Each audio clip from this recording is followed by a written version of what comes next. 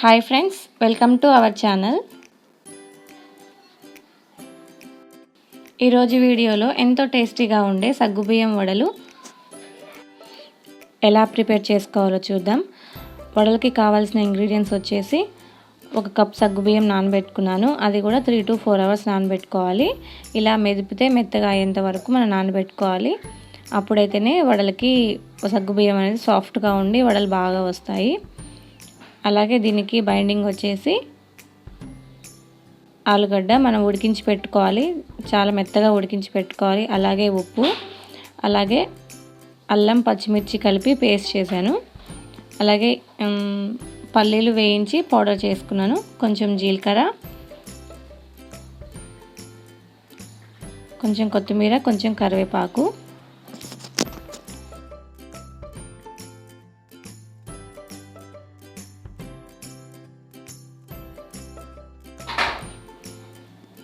ఇప్పుడు ఒక మిక్సింగ్ బౌల్లోకి ఉడికించి పెట్టుకున్న ఆలుగడ్డల్ని వేసి బాగా మెత్తగా మెదుపుకోవాలి. మెత్తగా ఉడికించి పెట్టుకుంటే తొందరగా మెదుగుతాయి.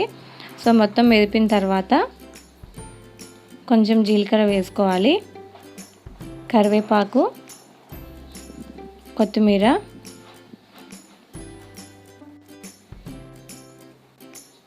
వేయించి పెట్టుకున్న పల్లీల పౌడర్. ఈ సగ్గుబియ్యం వడలకి పల్లీల పౌడర్ వేస్తేనే టేస్ట్ అనేది చాలా బాగుంటుంది. సో అది పల్లీల పొడి మాత్రం స్కిప్ చేయకండి. అలాగే పచ్చిమిర్చి, అల్లం పేస్ట్, నానబెట్టి పెట్టుకున్న సగ్గుబియ్యం, రుచికి సరిపడా ఉప్పు వేసుకొని బాగా చేతితోటి బాగా పిసుకుతున్నట్లుగా కలపాలి. అప్పుడే మొత్తం బాగా మిక్స్ అయిపోయి వడలు అనేవి చాలా బాగుంటాయి. సో వీడియోలో చూపిస్తున్నట్లుగా ఈ విధంగా కలుపుకోవాలి. ఈ విధంగా కలుపుకున్న తర్వాత మనం వీటిని డీప్ ఫ్రై చేసుకుందాం.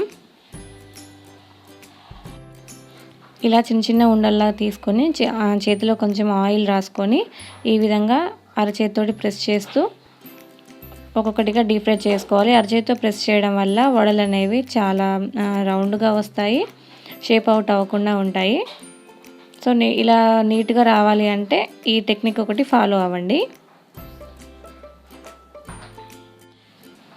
అన్నీ కూడా ఈ విధంగా గోల్డెన్ కలర్ వచ్చేంత వరకు ఫ్రై చేసుకోవాలి. సో ఇంతేనండి, చాలా సింపుల్. సగ్గుబియ్యం వడలు చాలా టేస్టీగా, అది కూడా తక్కువ టైంలో కూడా ఈజీగా ప్రిపేర్ చేసుకోవచ్చు.